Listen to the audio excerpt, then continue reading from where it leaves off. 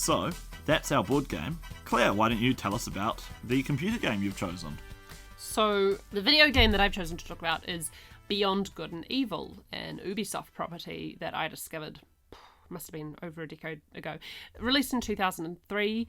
Immediately when I start talking about trying to describe it, you'll see what the problems are. So you play Jade, who is an investigative reporter who's uncovering, well, she starts off not uncovering the alien conspiracy, but through, a series of events, she finds out that what's happening is an alien conspiracy. And so one of the problems that immediately you sort of realize is, how do you market this? It's a game where combat isn't the main thing.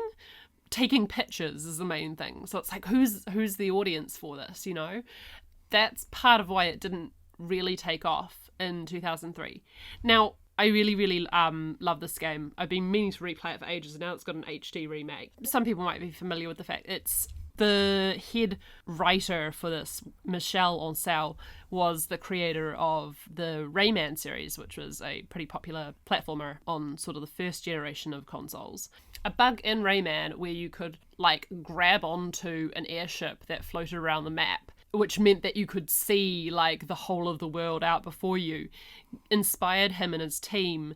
It made them think, hey, could we do a game where, you can get in a spaceship and travel all over this world, or even the galaxy? So they started off with these really big plans, and again and again, they had to cut scope. So Ancel really wanted it to be a non-combat game, but that got compromised pretty early on when marketing were like, well, no one's gonna want to play it because there's no fighting, and the whole thing about you're supposed to be flying all over space and stuff, that got trimmed down pretty quickly to just flying all over this world, and then eventually, spoilers for Act 3, flying to the moon, and that's all you can do.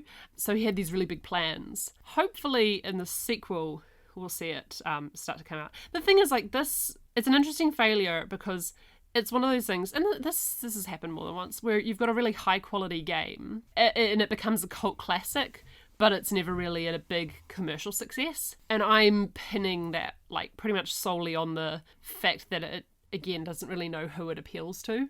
It's so different from many other games that how do you push that angle of this isn't really a combat game. It sounds like something that might have been more successful if it was released today. Possibly, and we have more indie games out there now where there is a wider range of players, there's a wider range of games that cater for them. It was released at the same time as Prince of Persia, which same company, Ubisoft.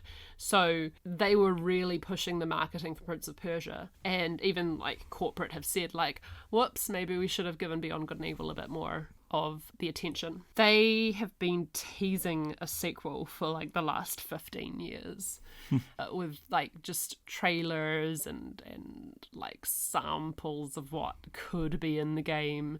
I'll believe it when I see it. It's one of those things, right? Well, if our new favourite TV show Twin Peaks can come back after 20-something years, then exactly, never say never. Yeah, for me, I sort of think they should push their major influences. I think you would be excited if you heard that there was a game that combined elements of Miyazaki with Blade Runner and Tintin. If I told you the game was a combo of those three, you'd probably be like, ooh, cool. But then again, you can't really market trademarked names like that. I think this is also a problem with mystery style games. When I played it, I just saw that I was a reporter who ran around with a camera taking photos. And that was fun, but I wanted more out of it. And I think you were telling me, just hang in there, just hang in there. But my attention wandered. I never knew half the stuff that you're saying now. Yeah, that's the thing. It starts off a really slow start because, well, you do know that there are aliens because the orphanage that you live in, you're an older orphan, so you look after the other orphans. They get invaded by aliens and you rescue the kids from the aliens. But then the next thing that happens is you're just sort of bumming around town, talking to people, and your friend asks you to check out a cave with him. So you're just going around a cave, fighting wildlife. it's not until later that the alien conspiracy. Wait, fighting wildlife? Oh, yeah, or like jellyfish and stuff. So you do wind up fighting in the end. Yeah, so I'm his slightly idea, disappointed. his ideal of not having any combat gets compromised, unfortunately. Yeah, it's a bit sad because I can see how you would get away with it.